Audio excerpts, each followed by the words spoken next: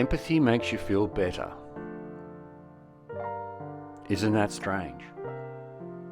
Welcome back to Talking with Jazz with your host, BigDaddy0. You see, I always tell my children that the difference between big kids and little kids is that little kids give you constant bodily updates. Dad, I'm hungry. Dad, I'm tired. Dad, I want food. Dad, I want to go outside or something. Or Dad, I'm burning. Dad, I'm not burning. You know, it's just a constant stream of consciousness telling us about their bodies. Because they haven't worked out that you just can't give empathy all the time. You know, and also when you're driving along at 100 kilometers an hour, you can't magically make food come. You know, even if they just saw the Macdonald's sign go past and they've associated like a dog that if they see that golden arches, they might sometimes get some food because we're desperate and we want them to shut up or whatever. You see, my wife's in the empathy game. She's professional, but she ain't so good at doing it in the domestic environment. Unless it counts, okay? It's just that, I guess, couples often like to share their bodily updates, you know. And sometimes she takes me seriously. Like, oh, I've got chest pains, you know. I don't do that very often. I've only ever done it once, actually, and boy, it wasn't worth it because I ended up at the doctors, and the doctors had to do it. They panicked too. It turned out I'd probably lifted something heavy, you know. It was muscular, as they said. Anyway. Occasionally, husbands and wives like to share their bodily updates because we sort of become a little bit like children in a way, you know, between each other. Well, I had this strange one, and it's a 2020 phenomena.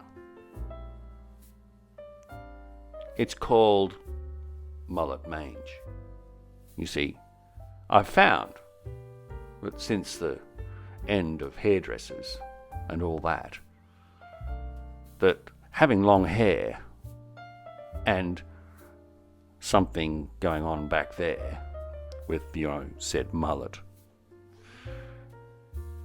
you tend to harbour, I guess, bacteria or something. Anyway, then you get itchy, and then you get, you know, scabby. This is probably not the sort of stuff you want to listen to, so you can just switch off. It doesn't get any worse from here. That's about it, okay? I'll just stop right now. Anyway, so because this is about empathy, not about my mullet mange, it's just that I invented that, you know, that term. I thought I'd love to share it with people.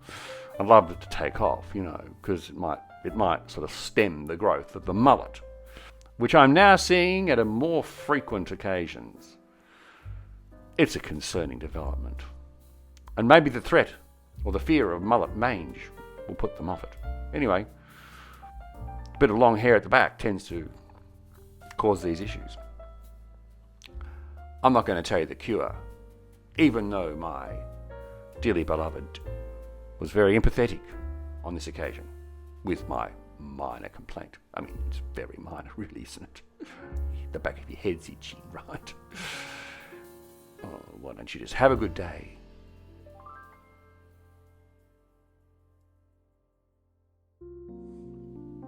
I hope you enjoyed that story, or at least you learned something. Why don't you subscribe?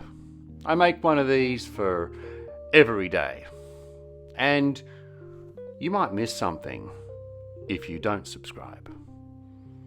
Something important, because I'm randomly going through things in my mind as they come up. This is my memory.